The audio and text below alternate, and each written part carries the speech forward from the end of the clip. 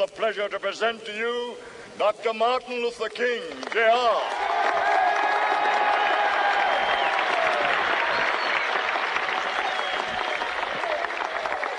I am happy to join with you today in what will go down in history as the greatest demonstration for freedom in the history of our nation.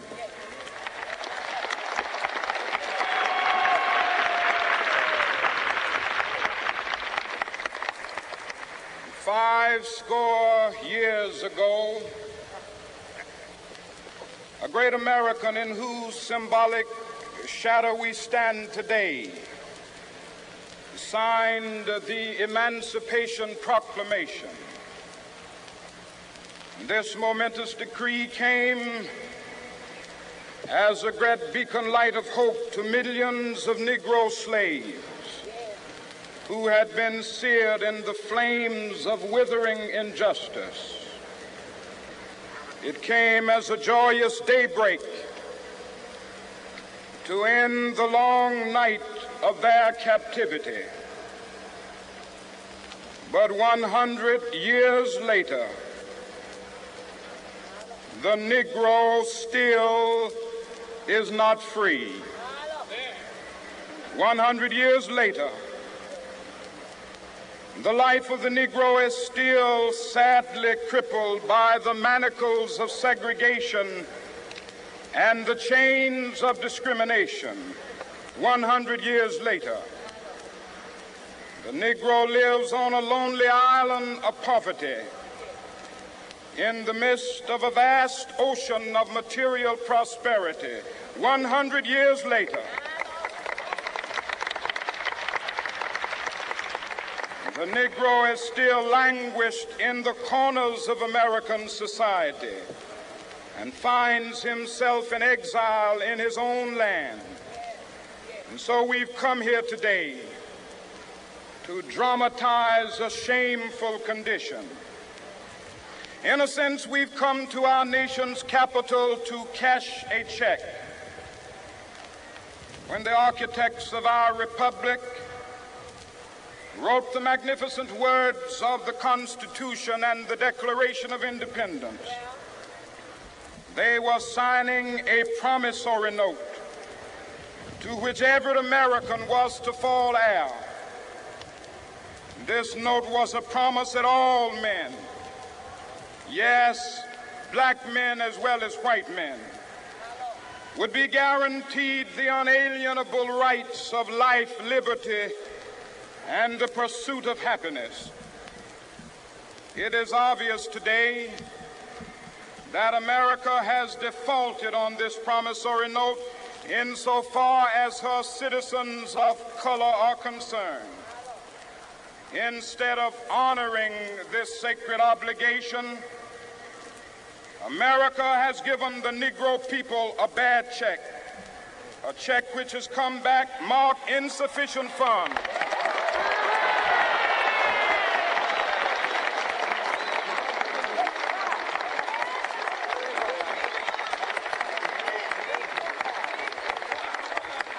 But we refuse to believe that the Bank of Justice is bankrupt.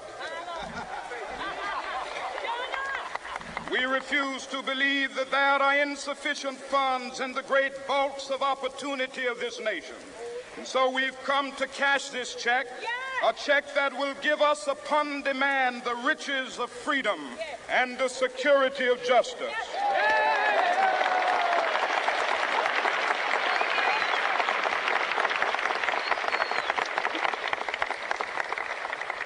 We have also come to this hallowed spot to remind America of the fierce urgency of now. This is no time to engage in the luxury of cooling off or to take the tranquilizing drug of gradualism.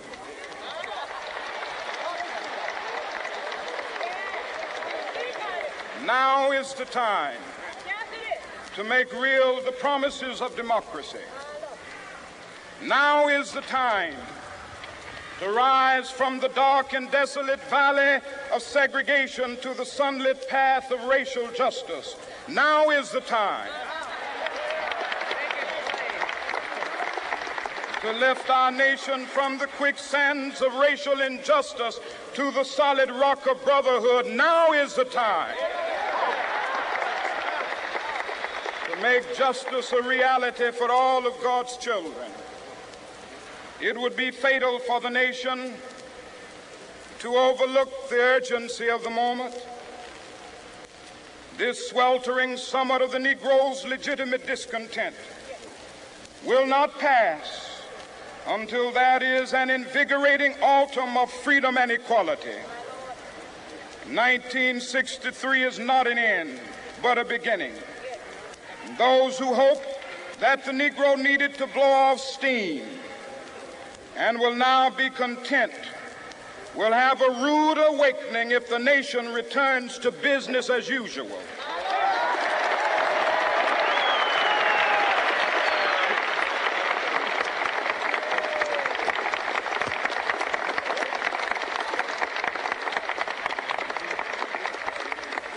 There will be neither rest nor tranquility in America until the Negro is granted his citizenship rights. The whirlwinds of revolt will continue to shake the foundations of our nation until the bright day of justice emerges. But that is something that I must say to my people who stand on the warm threshold which leads into the palace of justice. In the process of gaining our rightful place, we must not be guilty of wrongful deeds. Let us not seek to satisfy our thirst for freedom by drinking from the cup of bitterness and hatred.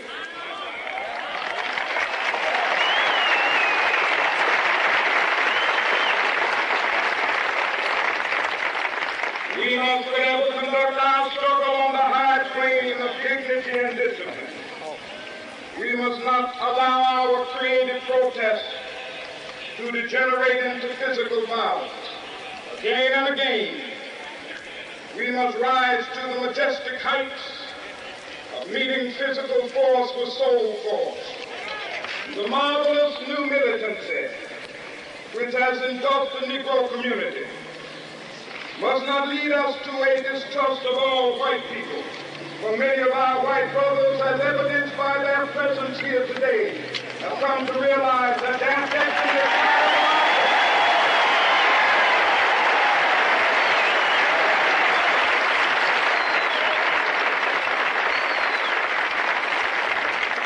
they have come to realize that their freedom is inextricably bound to our freedom.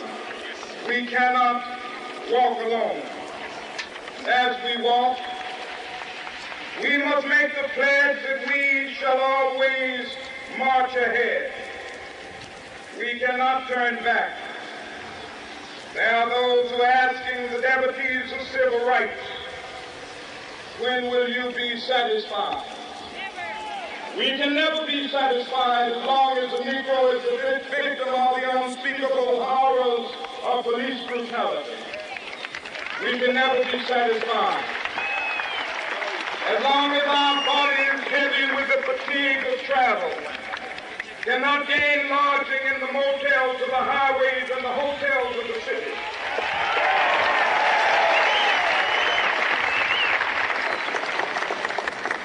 We cannot be satisfied as long as a Negro in Mississippi cannot vote and a Negro in New York believes he has nothing for which to vote.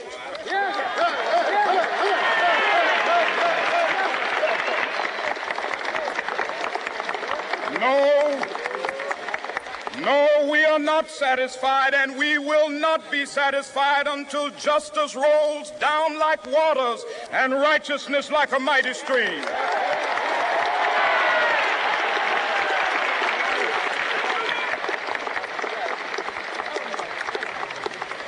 I am not unmindful that some of you have come here out of great trials and tribulations.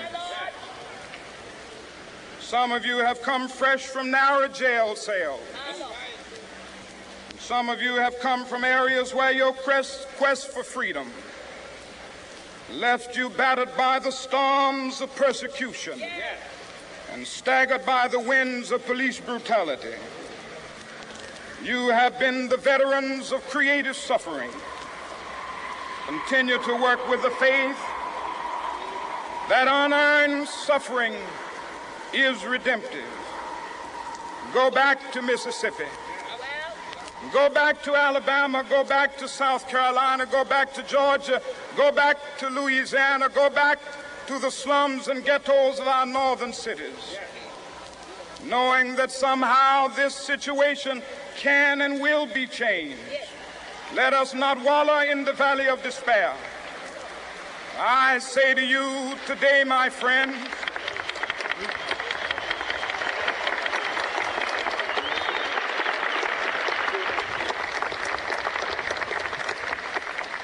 so even though we face the difficulties of today and tomorrow, I still have a dream.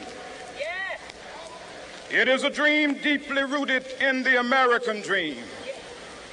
I have a dream that one day this nation will rise up and live out the true meaning of its creed. We hold these truths to be self-evident, that all men are created equal.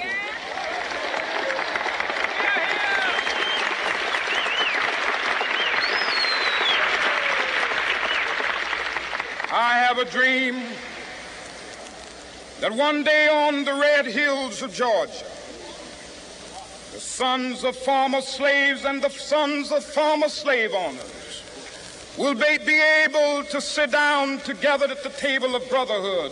I have a dream that one day even the state of Mississippi, a state sweltering with the heat of injustice, sweltering with the heat of oppression, will be transformed into an oasis of freedom and justice. I have a dream that my 4 little children will one day live in a nation where they will not be judged by the color of their skin, but by the content of their character. I have a dream today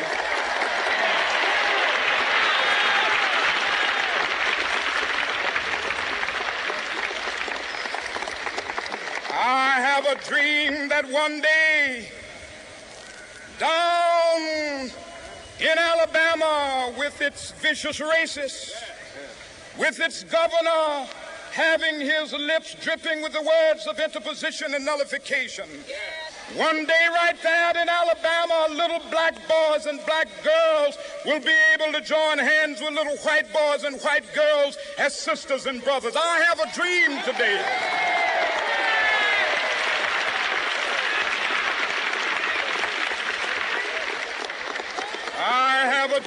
that one day every valley shall be exalted, and every hill and mountain shall be made low. The rough places will be made plain, and the crooked places will be made straight, and the glory of the Lord shall be revealed, and all flesh shall see it together. This is our hope. This is a faith that I go back to the South with. With this faith, we will be able to hew out of the mountain of despair a stone of hope. With this faith, we will be able to transform the jangling discords of our nation into a beautiful symphony of brotherhood. With this faith, we will be able to work together, to pray together, to struggle together, to go to jail together, to stand up for freedom together, knowing that we will be free one day. This will be the day. This will be the day when all of God's children will be able to sing with new meaning, "My country, tears of thee. Sweet land of liberty, of thee I sing. Land where my fathers died, land of the pilgrim's pride. From every mountainside, let freedom ring. And if America is to be a great nation, this must become true. And so let freedom ring. From the prodigious hilltops of New Hampshire, let freedom ring. from the mighty mountains of New York. Let freedom ring from the heightening Alleghenies of Pennsylvania. Let freedom ring from the snow-capped Rockies of Colorado. Let freedom ring from the curvaceous slopes of California. But not only that, let freedom ring from Stone Mountain of Georgia. Let freedom ring from Lookout Mountain of Tennessee. Let freedom ring from every hill and molehill of Mississippi, from every mountainside. Let freedom ring, and when this happens, when we allow freedom ring, when we let it ring from every village and every hamlet, from every state and every city, we will be able to speed up that day when all of God's children, black men and white men, Jews and Gentiles, Protestants and Catholics, will be able to join hands and sing in the words of the old Negro spiritual, free at last, free at last. Thank God Almighty, we are free at last.